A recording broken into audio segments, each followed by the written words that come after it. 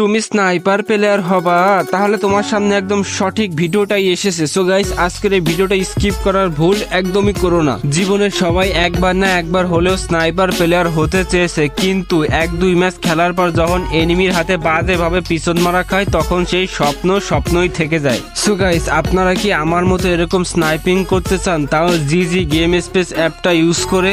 আপনারা ওই যে আমার হাতের বাম পাশে নিচে ম্যাক্রোটিকার নামে একটা বাটন দেখতে পারতেছেন না, ওই বাটনের চাপ দেওয়ার মাধ্যমে 3টা কাজ হচ্ছে। প্রথমত স্কোপ হচ্ছে, ফায়ার হচ্ছে এবং গান অটোমেটিক সুইচ হচ্ছে, মানে এক বাটনে 3টা কাজ করতেছে। আপনি যদি একবার জিজি গেম স্পেস অ্যাপটা সেট আপ করা শিখে যান তাহলে আপনাকে সবাই স্নাইপার কিং বলবে। তো ভিডিওটাতে একটা লাইক এবং ফলো করে দিন। তো চলেন ভিডিওটা শুরু করা যাক। জিজি গেম স্পেস অ্যাপটা সেট আপ করা কিন্তু কোনো রকেট সায়েন্স না, এই অ্যাপটা সেট আপ করা কিন্তু সহজ।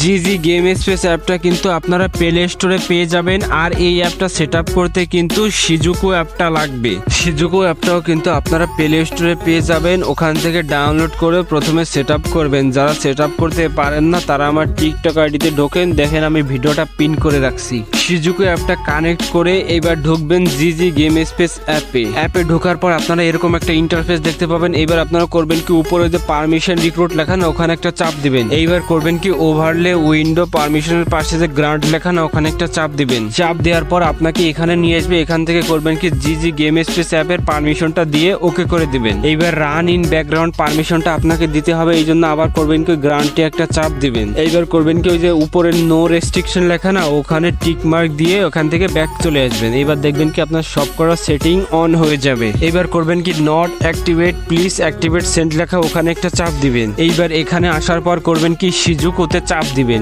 এইবার ওই গ্রান্টে চাপ দিবেন, তারপর সিজুকো এর পারমিশনটা এখান থেকে আবার দিয়ে দিবেন। এইবার করবেন কি অ্যাক্টিভেটের ওখানে চাপ দিয়ে উপরে ডান লেখা আছে না ওই ডানে একটা চাপ দিবেন। এইবার আপনাকে এখান থেকে গেমটা অ্যাড করতে হবে, সেজন্য ওই প্লাস আইকনে চাপ দিবেন, তারপরে ফ্রি ফায়ারের চাপ দিয়ে গেমটা অ্যাড করে ডান করে দিবেন। এইবার যে ফ্রি ফায়ারের পাশে এন্টার লেখা না ওখানে একটা চাপ দিয়ে আবার এন্টারের চাপ দিয়ে ফ্রি ফায়ারের ভিতরে ঢুকবেন। ফ্রি ফায়ারের ভিতরে আসার পর এইবার করবেন কি সরাসরি ট্রেনিং গ্রাউন্ডে যাবেন। ট্রেনিং গ্রাউন্ডে আসার পর এখান থেকে করবেন কি দুটো ডাবল স্নাইপার কিনে নিবেন। স্নাইপারটা কেনার পর স্নাইপারটা কিন্তু হাতে রাখবেন, হাত থেকে সরাবেন না। এইবার আপনারা স্ক্রিনের উপর খেয়াল করলে দেখতে পাবেন অনেক আজে বাজে জিনিস আছে, সেই জন্য আমরা ওই জিনিসগুলো প্রথমে আমরা সরাবো নিচের ওই ডিভাইস ইনফো মনিটরটা, সেজন্য আমরা উপরে যে জি লেখা না ওই জি আইকনে একটা চাপ দেবো। এবার একটু নিচের দিক স্ক্রল করলে দেখতে পাবো ডিভাইস ইনফো মনিটর লেখা, ওখানে একটা চাপ দিয়ে ওই সেটিংটা অফ করে দিব। এইবার আপনারা করবেন কি ওই জি আইকনে একটা চাপ দিবেন, তারপরে ম্যাক্রো লেখা না ওখানে একটা চাপ দিবেন। এইবার করবেন কি ওখানে যে সেটআপ ট্রিগার লেখা না ওখানে একটা চাপ দিবেন, তারপর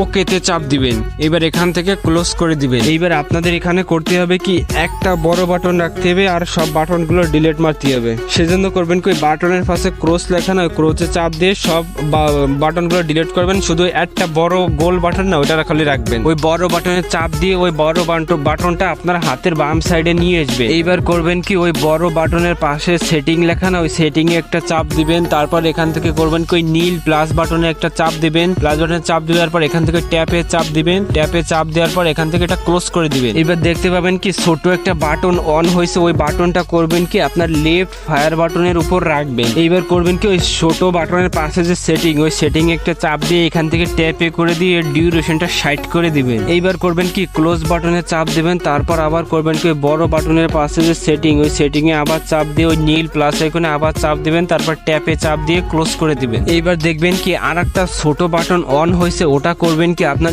স্কোপ বাটনের উপর রাখবেন।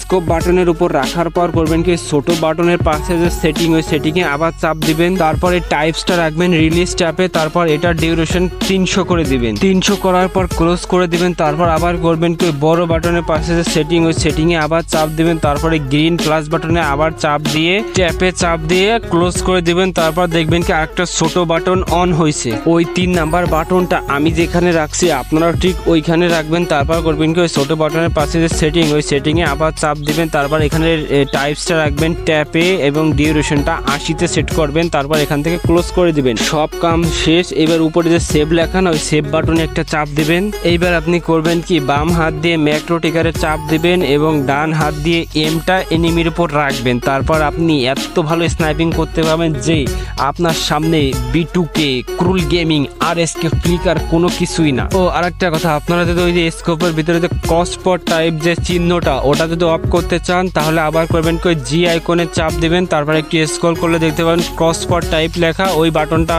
ওই বাটনে একটা চাপ দিয়ে এটা অফ করে দিবেন। ব্যাস, এইবার আপনি হলেন স্নাইপার কিং। এবার এখান থেকে আপনি মানে ট্রেন্ডিং থেকে ব্যাক করে আপনার যেখানে খুশি সেখানে যে গেম খেলতে পারবেন, মানে বিআর র্যাঙ্ক, সিএস, তারপর লনলভ, যেখানে খুশি সেখানে যেতে পারবেন। তো ভাই ভিডিওটা বানাতে খুবই কষ্ট হয়েছে, ভিডিওটা ভালো লাগলে অবশ্যই একটা ভিডিওতে লাইক করে যাবেন এবং সুন্দর একটা কমেন্ট করে যাবেন। তো দেখা হচ্ছে পরবর্তী ভিডিওতে, ততক্ষণ সবাই ভালো থাকবেন, সুস্থ থাকবেন, আল্লাহ হাফেজ।